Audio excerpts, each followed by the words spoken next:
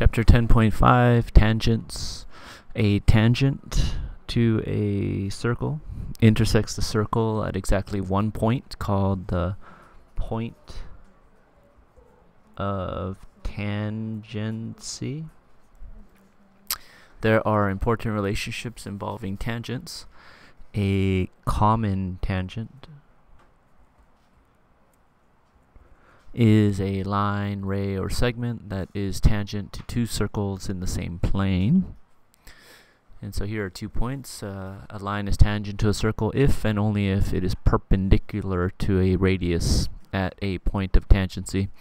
So for instance, we have this figure, circle P, we have RS, and RS is only a tangent if it is perpendicular to the radius RP. So that there needs to be a right angle, right? And it's if and only if. So if you have that a line is perpendicular to the radius of a circle with one endpoint at the point of tangency, then it is a tangent, right? So then if TS is a tangent, then that means that PT would be perpendicular as well. So we have right triangles here that we can use to solve problems if we have a tangent. And the second point is if two segments from the same exterior point are tangent to a circle, then they are congruent. Yes, to the same exterior point. Okay.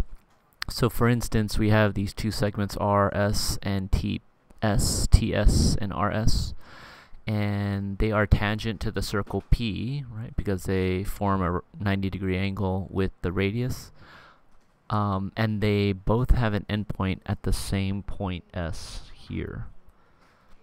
So according to the second property of tangents, RS is congruent to TS. And we could prove this by drawing right triangles and doing Pythagorean theorem, right? So we can go ahead and draw this line here, which means that we'd have a right triangle on this side, and then we'd have a right triangle on the top side. And then we could do a Pythagorean theorem if we knew the length of the radius, and we also knew the length of PS, and we could prove that RS is congruent to TS, right? Or we could show that they're congruent. But anyhow, we could just take it for granted by the property.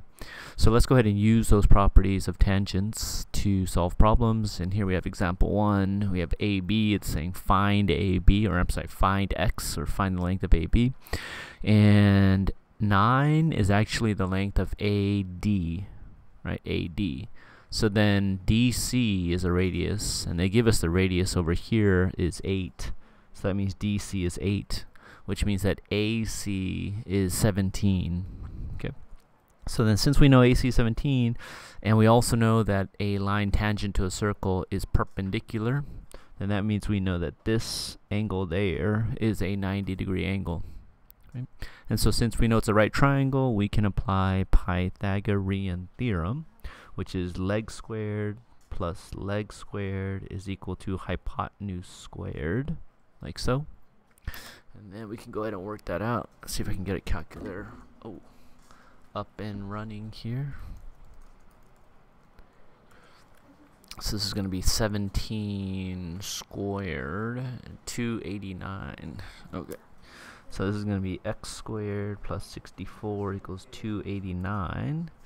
And then we'll do x squared is equal to 5 and 2, 25. And then we're going to square root both sides. And we'll get x is equal to 15. Right? Alright, done. Now we're over here, and what are we going to use? Well, we're going to use the property that if two segments from the same exterior point are tangent to a circle, and here it doesn't say in the example, but it should say that PW is tangent to the circle R and QW is tangent to the circle R. Okay, so we're going to take that as a given, and if that's true, then that means that this segment here, PW, is congruent to QW because they are tangent to the circle at the same, with an endpoint at the same point outside of the circle W. Right. So we can create our equation. It's going to be easy. 3x minus 6 is equal to x plus 10, and we solve for x. Right? So we'll get 2x is equal to 16, and then x is equal to 8, and we're done. Alright, so we're going to use these two properties of tangents to solve these problems down here. I'll go over the answers in the next video.